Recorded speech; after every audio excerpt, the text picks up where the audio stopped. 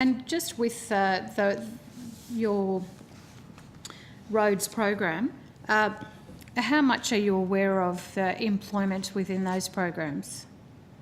As to local employment? Local employment. Local employment, especially Indigenous employment and supply use, is very much uppermost in our mind.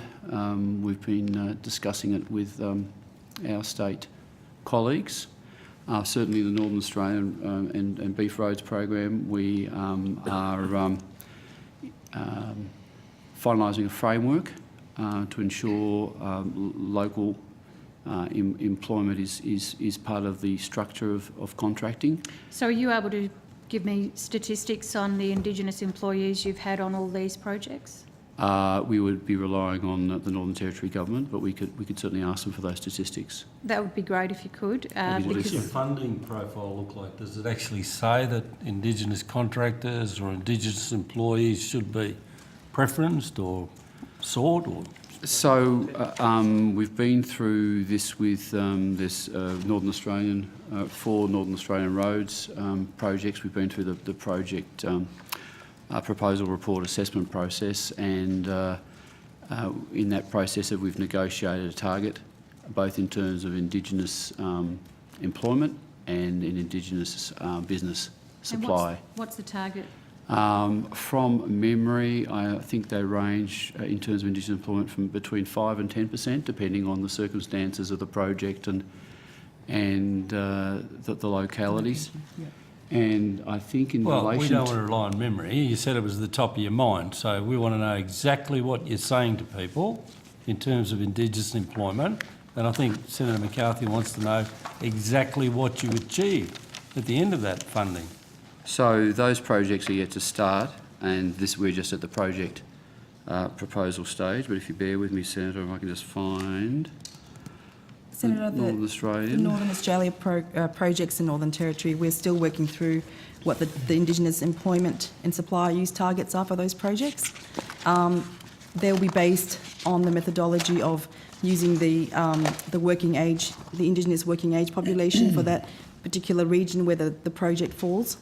The targets will be set based on the Indigenous working age population. Thank you. I can't see your name on there, but thank you. Christina. Thank you. I appreciate that. I guess but you shouldn't have to be establishing it. It should already be established, surely, if there are other road projects that have taken place across the Northern Territory. And in terms of methodology, I would have imagined you would have already had that established. Why are you still trying to create that? The Northern Territory government has their policies for Indigenous employment, which are already in place for the projects that we've gone through today. But for Northern Australia, the projects funded under the Northern Australia program, we are looking at setting setting specific targets for employment and supply use in consultation with the Northern Territory government. I'm just interested to know what the Commonwealth government is expecting in terms of, I mean, we saw the appalling record of Close the Gap this year that we haven't reached the appropriate targets, and I'm interested to know what the Commonwealth is doing.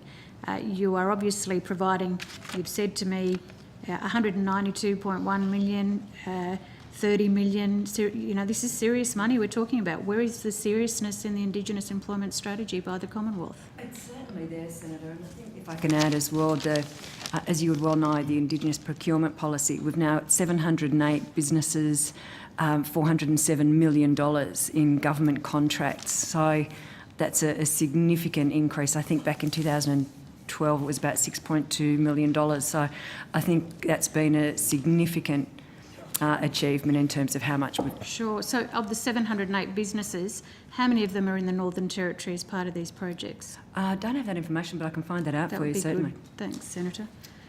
Can I